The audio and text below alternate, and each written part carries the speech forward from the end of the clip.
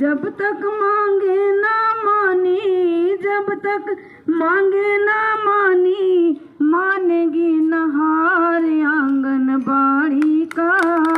कब तक चलेगा अत्याचार आंगनबाड़ी का, कब तक चलेगा अत्याचार। तो ये सच्चाई है, एक हकीकत है। हो आंगनबाड़ी का कब तक चलेगा अत्याचार।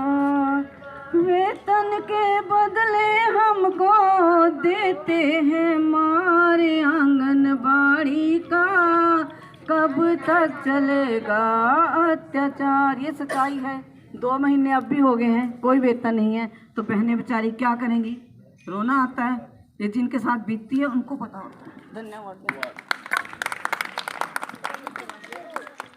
धन्यवाद बहन शशिका, जो आपके सामने गा के भी सुना दिया और मंच पे आने की भी हिम्मत करती है वो। और सभी बहनों से मेरी यही हाथ जोड़ कर विनती है कि मंच पे आने की हिम्मत रखा करो, बोलने की हिम्मत रखा करो, अपना जो दुखड़ा है ना उसको सुनाने की भी हिम्मत रखा करो मंच के माध्यम से। तो अभी आपके सामने बहन सुनैना बात रखेगी। अपने सर्कल की कोई भी दिक्कत है, कोई परेशानी है, तो यहाँ मंच के इंकलाब जिंदाबाद, हरियाणा सरकार मुर्दाबाद, बीजेपी की सरकार मुर्दाबाद, तानाशाही नहीं चलेगी, नारी का शोषण करने वाली सरकार मुर्दाबाद, बेटी बचाओ बेटी पढ़ाओ का झूठा नारा देने वाली सरकार मुर्दाबाद, न्यूनतम वेतन लागू करो, कच्चे कर्मचारियों को पक्का करो, कच्चे कर्मचारियों को पक्का करो, हरियाणा सरकार मुर्दाबाद। बहन सुनैना अपनी बात रखेगी। पहले तो मैं यहाँ पर आई हुई सभी बहनों के लिए धन्यवाद कि वो सब यहाँ पर इकट्ठी हुई हैं, और अपने यहाँ से कांसापुर सर्कल से भी कि वो मेरे कहने पे यहाँ पर सब आई हैं। उनका धन्यवाद, दिल से धन्यवाद। और जो नहीं आई हैं उनके लिए भी धन्यवाद, क्योंकि यहाँ की आवाज़ उन तक पहुँचेगी। कोई बात नहीं, उनके लिए भी धन्यवाद, क्योंकि वो बहनें भी हमारी ही हैं। आज नहीं तो कल तो वो हमारे साथ इकट्ठा होंगी। और दूसरी बात यह है कि बहनों, ये जो अफसर हैं इनसे डरने की कोई ज़रूरत नहीं है। और ये हमारे से हैं कि वो मेरे, ठीक है, हम इनसे नहीं हैं और इनसे डरने की कोई ज़रूरत नहीं है किसी बात। ये जान कर हमारे से उस दिन रिपोर्टें मांगते हैं ताकि हम इस मंच पर अपनी दिक्कत, अपनी परेशानियां हम यहाँ पे ना बता सकें।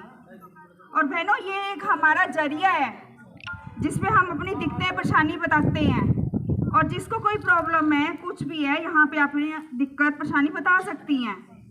हमारा जो ये बैनर है इस पे लिखा हुआ है एकता। मतलब है, समझ है आपको अलका?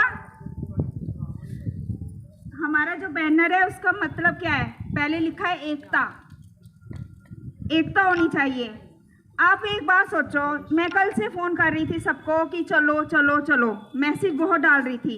कई बहनों ने मुझे पर्सनल फ़ोन किया कि हम मैसेज नहीं लिख सकते, हम तुम्हारे साथ हैं। ठीक है, चलो अच्छी बात है। पर दूसरे ने ये कहा कि हम वो जाएगी तो मैं जाऊंगी। ये नहीं सोचना है कि वो जाएगी, फलानी जाएगी, उससे पूछो वो जाएगी। क्यों पूछे हम किसी से? हम यहाँ पर अपने लिए आए हैं, हम अपनी परेशानियों के लिए आए हैं। हमने किसी से कुछ नहीं पूछना। यहाँ की फ़ोटो भेजो। क्यों भेजें हम फ़ोटो यहाँ की? क्योंकि हम यहाँ पे तमाशा करने के लिए बैठे हैं? हमारे घरों में काम नहीं है? हम अपने घरों के काम, अपनी आंगनवाड़ी के काम, अपने रजिस्ट्रों के काम सब कुछ छोड़ छाड़ के अपने हक के लिए इस दरी पर बैठे हैं।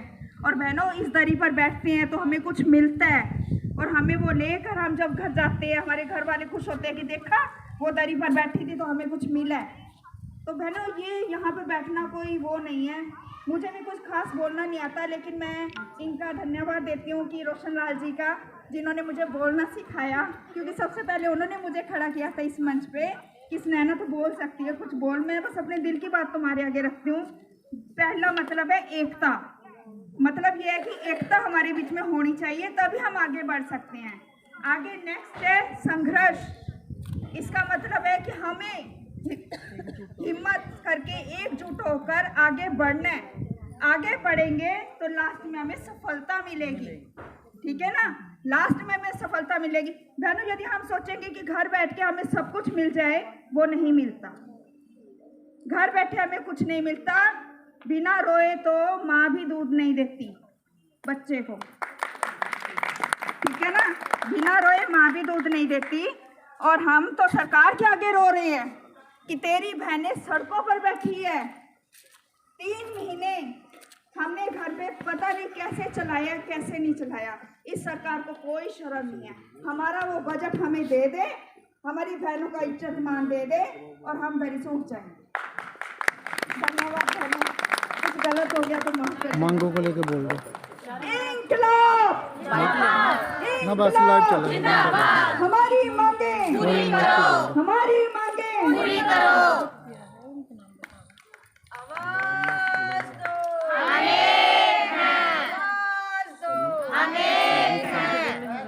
बहन सुनैना का बहुत बहुत धन्यवाद।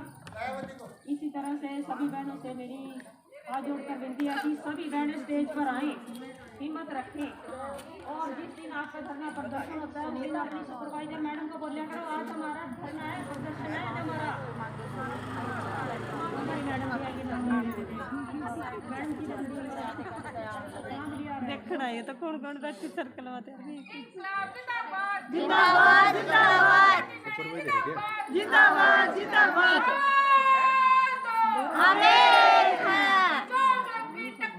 संघर्ष हमारा नारा है, अभी तभी लड़ाई है, आगे और लड़ाई है। तो सभी बहनों, जब भी आपके पास धरने या प्रदर्शन की कॉल जाती है तो उसी टाइम अपनी मैडम को बोलिया करो कि आज हमने अपने धरने पर जाना है, ये रिपोर्टिंग है, जो भी काम है हम कल करेंगे, क्योंकि हम रोज करते हैं ये काम। ये ग्रुप में शेयर कर देना, आपकी जिले की उनका लाइव चल रहा है। अपनी बात रखें कि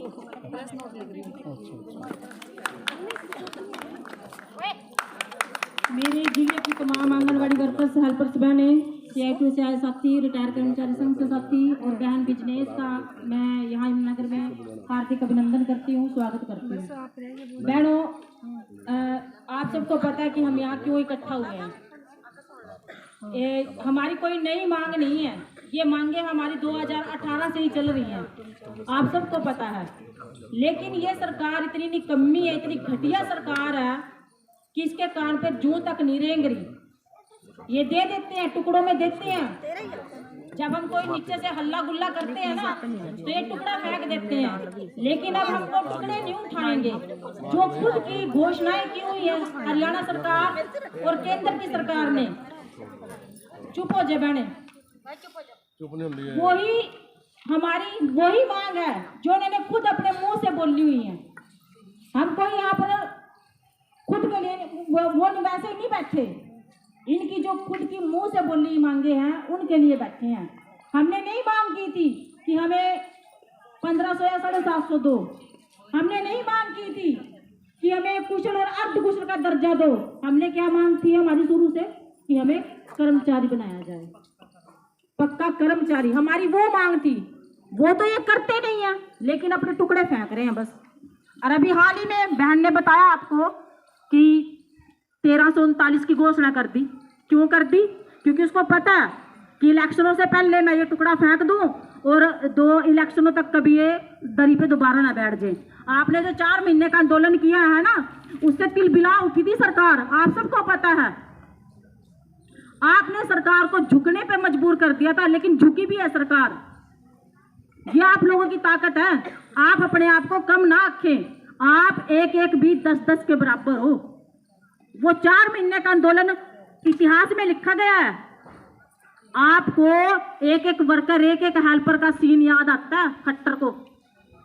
वो इसीलिए डर के मारे उसने, मतलब कि आपको सबको पता है कि 24 में इलेक्शन है, पहले ही घोषणा कर दी, एक तरफा घोषणा कर दी भी, ताकि ये दोबारा से दरी पर ना बैठ जाए और मेरा जो है वो प्रोग्राम जो है वो चलता रहे और अब मैं अपना बैठ जाऊँ दोबारा से कुर्सी पर। लेकिन अभी प्रेस के साथी बोल रहे थे कि आप अपनी मांगों के बारे में रख दें बातचीत, बाकी बातें बाद में करेंगे। लाइव चल रहा है साथियों। आंगनवाड़ी मैं मुख्य मांगे हैं हमारी, आंगनवाड़ी वर्कर्स और हेल्पर्स को न्यूनतम वेतन 26,000 लागू किया जाए। अभी जो मैं बोल रही थी कि हमें ना तो 750 चाहिए, ना हमें 1550 चाहिए, ना हमें कुछ चाहिए, हैं, हमें तो न्यूनतम वेतन चाहिए। न्यूनतम वेतन जो एक घर का खर्च होता है। ये 26,000 ही क्यों, इसके पीछे भी एक मतलब कि ये एक जायज़ बात होती है। एक घर का गुजारा जो है ना मिलाकर टोटल वो 26,000 रुपये बनता है। वर्कर व हेल्पर को कुशल और अर्धकुशल की श्रेणी में रखा जाए। ग्रेजुएटी लाभ, पीएफ व एसआई की सुविधा प्रदान की जाए। बढ़ा हुआ मानदेय तुरंत जारी किया जाए। सरकार ने बढ़ा तो दिया है लेकिन किसी के खाते में तो नहीं आया ना अभी। जैसे 2018 में उसने मिट्टी गोली फेंक दी थी, वैसे ही इस इलेक्शन के लिए 2024 के इलेक्शन के लिए भी उसने मिट्टी गोली फेंक दी है। और उस मिट्टी गोली को आपने अपने खातों में कैसे डलवाना है, ये नीचे हम हल्ला गुल्ला करते रहेंगे ना तभी ये डलेगी खातों में। सितंबर 2018 से 1500 व 750 रुपये 5 साल का एरियर का भुगतान किया जाए। 1500 और 750 2018 में घोषणा करी थी, लेकिन उसके बीच का एरियल कौन देगा? 5 साल का पैसा खा के बैठी है ना सरकार, वो हम उनसे मांग रहे हैं। 2021-2022 में आंदोलन के दौरान कटे हुए बकाया मानदेय को जारी किया जाए। बर्खास्त वर्करों को अवधि का बकाया मानदेय भी जारी किया जाए। यानी कि जो हम आंदोलन के दौरान जो 4 महीने का आंदोलन किया उसमें हम टर्मिनेट भी हुए, हमारी सैलरियां भी कटी हैं। हरियाणा सरकार ने बातचीत में क्या कहा था कि आप लोग ये 4 महीने का काम कर दो और पूरी सैलरी आपके खातों में आ जाएगी। काम तो हमसे ले लिया और दिया क्या, सिर्फ 25%। जबकि बात क्या हुई थी, 100 या 200 रुपए की कटौती करके बाकी सारा मानदेय आपके खातों में होगा। उससे भी सरकार मुकर गई थी बाद में। वर्कर्स से सुपरवाइजर्स को पदोन्नति वरिष्ठता के आधार पर की जाए। 25 की बजाय 50% हो। पहले मांग पत्र में उसने घोषणा कर दी थी कि 25% होगी और उसमें भी कम इन्होंने वो करी थी प्रतिशत।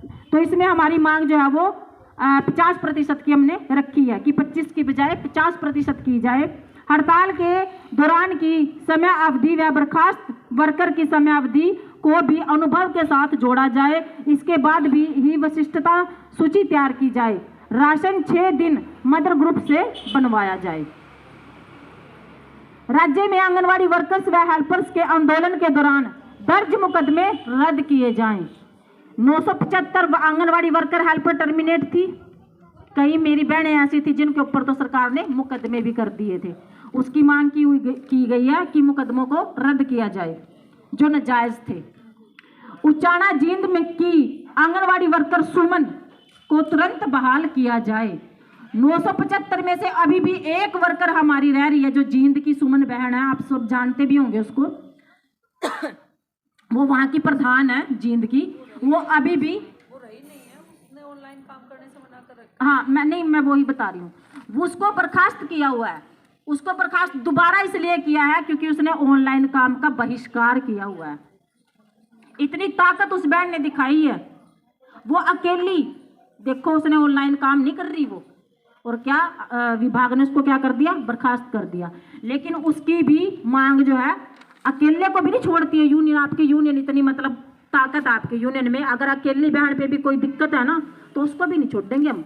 उसका भी साथ पूरी स्ट्रेंथ के साथ पूरी ईमानदारी से देंगे उसको। उसकी भी बातचीत चली थी अभी जो 28 तारीख का पंचकुला में प्रोग्राम था, प्रदर्शन किया था, तो वो जल्द ही बहाल होगी और आप लोगों के बीच में होगी। सितंबर 2022 से महंगाई भत्ते की नई किस्त को मानदेय में जोड़कर जारी किया जाए। आप लोगों को याद होगा महंगाई भत्ता सिर्फ 2 बार खातों में डाला, उसके बाद तो कोई महंगाई भत्ता नहीं डाला ना। उसकी भी मांग है कि वो पूरा एरियल के साथ मानदेय में जोड़कर दिया जाए। पोषण ट्रैकर ऐप पर जबरदस्ती काम बंद हो, मोबाइल फोन तुरंत जारी हो। पोषण ट्रैकर ऐप, अभी बहन बिजनेस ने भी बताया था कि ये पोषण ट्रैकर ऐप मतलब पोषण ट्रैकर छोड़ के ऑनलाइन काम, ये सारा ऑनलाइन से ही होता है ना, पोषण ट्रैकर भी, रीड भी, सारा कुछ। तो इसके लिए जब हम बैठे थे आंदोलन में तो क्या मांग थी कि ऑनलाइन काम नहीं करेंगे। हम लोग आपके बीच में गले फाड़ फाड़ के बोलते थे, हमारे तो गले भी बैठ गए थे, रोज बोलते थे कि ऑनलाइन काम मत करो, ऑनलाइन काम मत करो। ये ऑनलाइन काम आपसे लेके आपके हाथ कटवाने की बात थी ये सरकार की, और वही काम अब हो रहा है। अब परेशान हो गई हो ना सारी ऑनलाइन काम कर करके, अंधे भी हो गए, फोना पर दिन रात पड़े हैं मुंदे, बच्चों को भी लगा रखा, अपने हस्बैंड को भी लगा रखा, मेरा काम कर दे बस पहला। खुद तो अंधे हो ही गए, चश्मे लग गए सबका, मेरा दे ले कितना बड़ा लग रहा। आंगनवाड़ी केंद्रों का स्वीकृत किराया बिना कंडीशन जारी हो।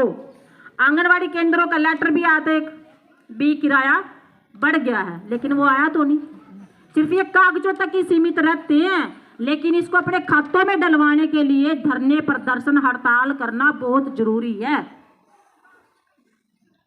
ये खातों में तभी डलेगा, नहीं तो अधिकारी क्या करते हैं, आपका पैसा आ तो जाता है लेकिन उसको कहीं और यूज कर लेते हैं, या तो वो ब्याज के तौर पर इस्तेमाल करते हैं।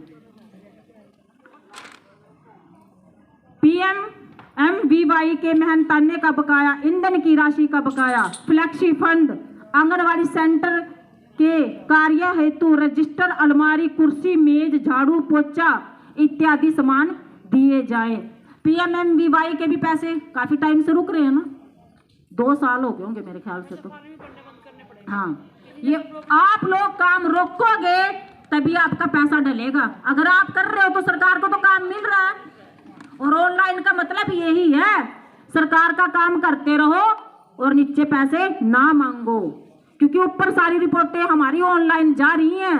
आज सेंटर ओपन दिखा दो, सारी मैसेज आते हैं ना, चाहे वर्कर और घर से ही कर रही है, चल रहा है बस काम, ठीक है। रजिस्टर कितने रुपए का एक रजिस्टर बनता है, अटेंडेंस रजिस्टर, कितने साल हो गए रजिस्टर आए हमारे पास, 250 का एक रजिस्टर बनता है, 300 के भी बनते हैं। और वेट बुक जो है वो प्रिंटेड करवानी पड़ती है, वो 400 की भी बनती है। हाँ, क्यों कर रहे हो भाई? ये जो सैलरी हमें 10-12 हजार रुपए मिलती है, इसमें से आप भी तुम्हारे रजिस्टर में ही चली जा, क्यों कर रहे हो? जो रजिस्टर खत्म हो गया उस काम को बंद कर दो। बार बार हम बोलते हैं कि जो रजिस्टर खत्म है उस काम को ही बंद कर दो, तभी करेंगे जी जब आप रजिस्टर दे दोगे, हम अपने पल्ले से नहीं देंगे। आंगनवाड़ी केंद्र को संभाल रही वर्कर हेल्पर का दी जाने वाली राशि बढ़ाई जाए, CBE बैठकों का पैसा भी दिया जाए। मीटिंगों का पैसा मिलता था ना CBD का, और उसका जो पोषण अभियान चलाया था उसका, वो भी बंद कर दिया। वर्कर एवं हेल्पर के खाली पड़े पदों पर तुरंत भर्ती की जाए, इस मांग को ध्यान से सुनो। वर्कर एवं हेल्परों के खाली पड़े पदों को तुरंत भर्ती की जाए। और ये भर्ती आगे नहीं हो रही ना, तो आप लोग क्यों नहीं समझते? ये सरकार की चाल है आपके विभाग को खत्म करने की। जहां वर्कर रिटायर्ड हो गई है या वो चली गई है, वहां दोबारा वर्कर की भर्ती नहीं कर रहे, या जो हेल्पर रिटायर हो गई या उसने नौकरी छोड़ दी, वहां वो खाली पड़ा है। वर्कर हेल्पर का दोनों का काम वर्कर ही कर रही है। जहां वर्कर है वहां हेल्पर का भी कर रही है, और जहां हेल्पर है वो वर्कर का भी कर रही है। तो आप लोग समझो इस बात को। आगे भर्तियां सरकार क्यों नहीं कर रही? क्योंकि वो इस डिपार्टमेंट को खत्म करना चाहती है, और अगर इस डिपार्टमेंट को अपनी नौकरियों को बचाना है ना आपने, तो इस दरी पर बैठना पड़ेगा, यहाँ पर हल्ला गुल्ला करता रहना पड़ेगा। सरकार को दोबारा दिखाना पड़ेगा कि हम बैठे हैं, जमे हैं। आप बेशक कितने ही अपने पंचायत कर लो गांव में जाके, बेशक अपने मुस्टंडों को बीच में बैठा के कह दो भी आंगनबाड़ी बंद करनी है, क्या रखनी है। वो उन्हीं के लोग होते हैं जो कहते हैं कि बंद कर दो, वो अपने लोगों को ही छोड़ते हैं बीच में और फिर जनता में प्रचार कर देते हैं, देखो लोग कह रहे हैं कि आंगनबाड़ियों को बंद कर दो। ये सरकार जो वोट की मशीन में हेरा फेरी करके या कुछ भी मतलब हमारे बीच में सुनने को आता है कि ऐसे ऐसे बन जाती है सरकार, तो क्या वो अपने बीच में जनता के बीच में अपने लोगों को नहीं बिठा सकते? आंगनवाड़ी से क्यों डरती है सरकार? आपकी ड्रेस से क्यों डरती है सरकार? क्योंकि आप नारी शक्ति हो, आप अपनी शक्ति को पहचानो। 52,000 आंगनवाड़ी वर्कर हेल्पर्स कम नहीं है, आपकी स्ट्रेंथ बहुत ज्यादा है। ये वोटें लेने के लिए कोई भी नेता 52,000 वोटें तो नहीं छोड़ेगा, इसलिए वो गोलियां फेंकते रहते हैं और आप कैच करते रहो, उसको खाते में भी डलवाना है। वर्कर्स हेल्पर की पदोन्नति का कोटा 25% से 50% करने के केंद्र का निर्णय लागू किया जाए। ये केंद्र का निर्णय था कि 25 से 50% बढ़ाया था उसने, जो हमने वहां पर 2 बार डायरेक्टर से बातचीत हुई थी। ड्यूटी के दौरान आंगनवाड़ी वर्कर्स हेल्पर्स की दुर्घटना में निधन होने पर 5 लाख का मुआवजा व घायल होने पर इलाज की पूरी व्यवस्था की जाए। अभी आशा वर्करों ने आंदोलन किया, उन्होंने एक मांग रखी थी कि किसी बहन की ड्यूटी के दौरान मौत हो जाए खुदा ना खास्ता, या फिर उसको चोट लग जाए, तो उसकी जिम्मेवारी सरकार की होनी चाहिए, क्योंकि हम ड्यूटी के दौरान हमारे साथ ही हादसा हुआ है ना। बाकी डिपार्टमेंट में ऐसा ही होता है, तो फिर हम क्यों पीछे रहे? हमारे साथ भी सरकार की जिम्मेवारी होनी चाहिए। 5 लाख मुआवजा और चोट लगने पर इलाज फ्री। तो ये आप लोगों की मांगे हैं जो मैंने आपको पढ़ के सुनाई हैं, और इन्हीं मांगों को लेकर हमें लगातार, अगर ये सब हमने हासिल करना है तो दरी पर बैठे रहना पड़ेगा। तो बहनों, 2 नारों की अपील चाहूंगी, मुट्ठी बंद करके आंखें लाल करके आपने नारे जरूर लगाने हैं। इनकलाब जिंदाबाद, जिंदाबाद जिंदाबाद, इनकलाब जिंदाबाद, जिंदाबाद जिंदाबाद, हरियाणा सरकार मुर्दाबाद, मुर्दाबाद मुर्दाबाद, हरियाणा सरकार मुर्दाबाद। मुर्दाबाद मुर्दाबाद। हमारी मांगे पूरी करो, पूरी करो पूरी करो, हमारी मांगे पूरी करो, पूरी करो पूरी करो। अभी तो ली अंगड़ाई है, आगे और लड़ाई है, अभी तो ली अंगड़ाई है। आगे और लड़ाई है। धन्यवाद साथियों। धन्यवाद प्रधान रेखा जी का। और अभी आपके सामने दया मुस्ताबाद से अपनी बात रखेगी, तो सभी बहनों ने ध्यान से सुननी है और समय का ध्यान रखें।